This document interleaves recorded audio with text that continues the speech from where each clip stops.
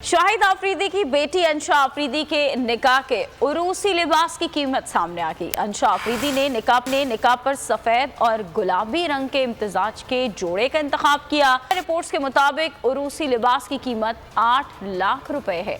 Fast bowler Shaheen Shah Afridi और अंशा आफरीदी का निकाह 3 फरवरी को कराची में हुआ था। खूने नाहक बहुत पी चुकी ये जमीन, अब कोई दिन में ये खून उगलने को है। खत्म हो जाएगी ये तमाशागरी, वक्त पलटेगा रोजे जजा की तरह। ये जो पेशावर में ताजा लहू है बहा, एक क़यामत करेगा फलक पर बपा।